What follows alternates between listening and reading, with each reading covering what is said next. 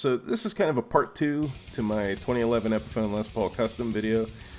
In that video I mentioned that I found out the things that I did about that guitar because I was thinking about doing a Hetfield Iron Cross tribute guitar. Well, I still did that, just not to that guitar. So there's a guy on eBay that sells repaired husks, basically.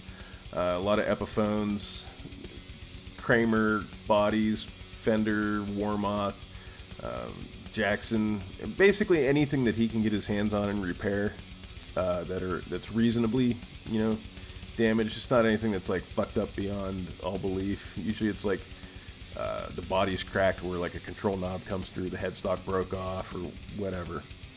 So he had this 2020 Epiphone Les Paul Custom Ebony that the neck, somehow the neck had come out of the body, and he repaired it and all that stuff, and he was selling it for a fairly reasonable price. And I was torn between that and he had a LTD EC1000 that was black satin and it had kind of like a vintagey yellowish binding to it.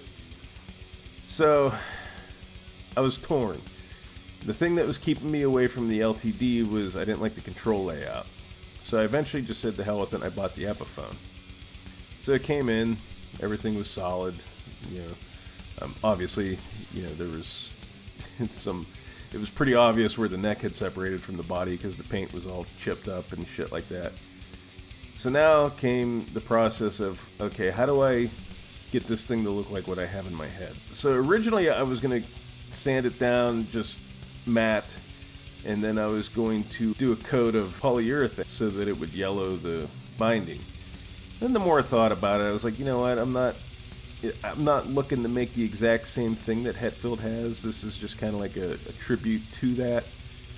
So I ended up just sanding the shit out of it to make sure that it was smooth, especially where the neck was rejoined to the body, just making sure that was smooth and comfortable. I wasn't necessarily worried about cleaning it up to make it look seamless, because with the nature of this guitar that I was trying to emulate, a little bit of damage being shown wasn't going to be the worst thing about it. So I just wanted to make sure it was comfortable to play. Happy accident is I kind of sanded down to the sanding sealer up along the top of the guitar where a good bit of paint on Hetfield's guitar is missing. Now I didn't do as much as what his has, but just a little bit.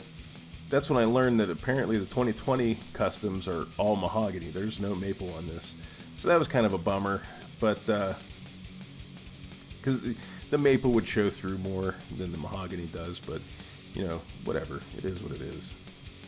So I sanded it down, got it nice and matte and smooth, and I mean it looks scratched up and played, but I didn't, because I don't want it to be perfect, so I didn't bother getting some of the lines out of it and stuff like that, because partially a lot of them are going to be covered up with the pinstripes and the cross, and because hopefully this guitar is going to wear in a little bit and things like that. And I know the polyurethane's harder to wear in than nitrocellulose, so don't even start on that. I know it's harder to wear in. As far as the finish went and stuff like that, I was happy with where I was at. So next was the cross that I'd cut out a couple crosses for testing purposes, and I had one good one left, so I spray painted it gold and sanded the edges a little bit just to kind of make them look a little worn and stuff like that, and make it kind of look beat up a little bit. I used Rust-Oleum hammered paint where it kind of looks like it's not forged, but it has that hammered look to it, like you smushed it in a couple places with a ball peen hammer, depending on how thick you sprayed the stuff on. And the first pinstripes I got, the center pinstripe was a little thick, so when I got them on, I lined everything up pretty good on the guitar, but it looked stupid as fuck. So I ordered a thinner center pinstripe, and when it came in, I pulled the pinstripes off and I redid it. I kind of smudged the end of it a little bit so it's not perfectly straight, and maybe some people wouldn't notice it if I didn't point it out, but it bugs me, but I'm not going to lose sleep over it. Eventually, I'll get around to maybe redoing it, but by that point, I didn't have much of the pinstripe left, so I just kind of wanted to get to the point where I could start assembling the guitar and play it, and I figured, it doesn't have to be perfect. A machine isn't doing this, a human being is.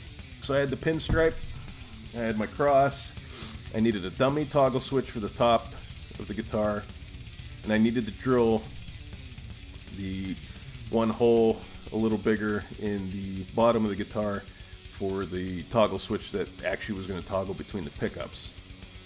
So I did that. I got the black top hat knobs. I don't know. I got the same black knobs that are on Hetfield's because he doesn't have speed knobs on his. I got those.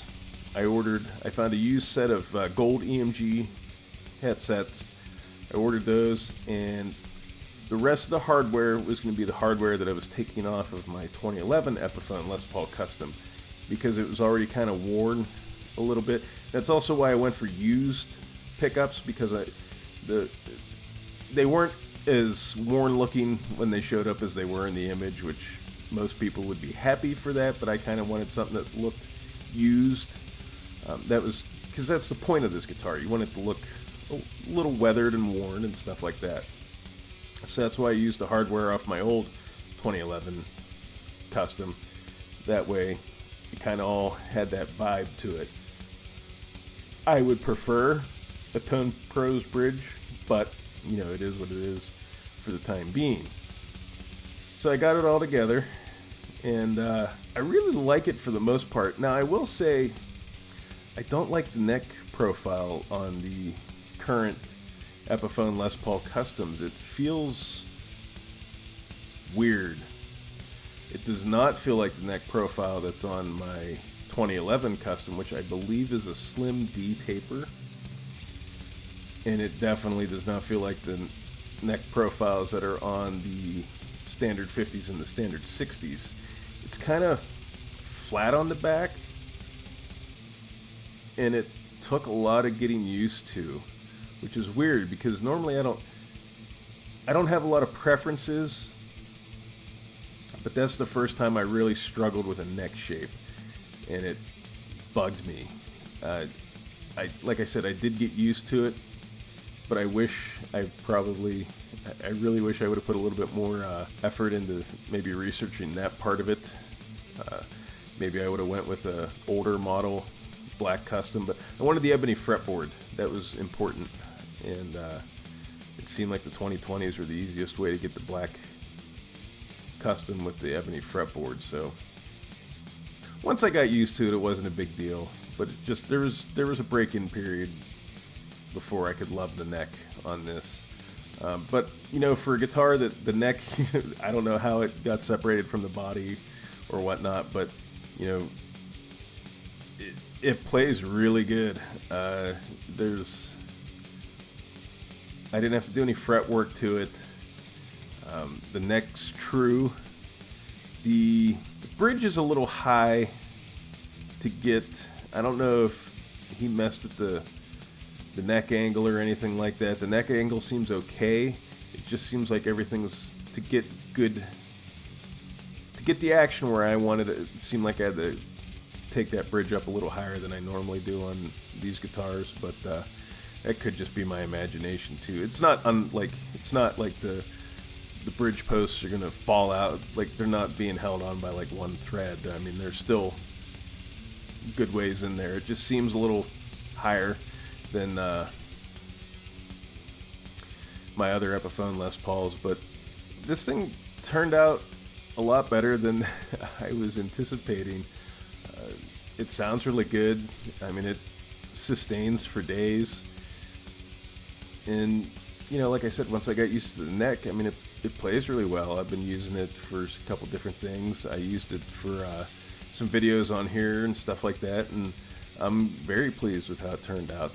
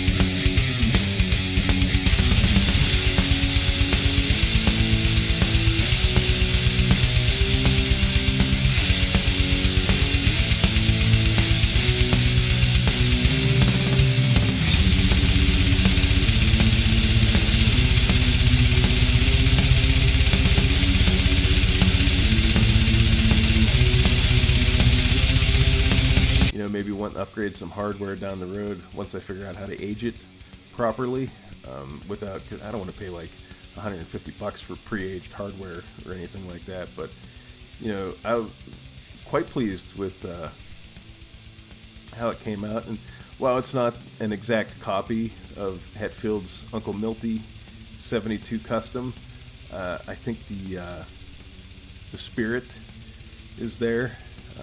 It kind of has that same feeling to it. You know, obviously, where the inspiration came from, and it's just kind of a cool little fun guitar to have lying around. So that's that.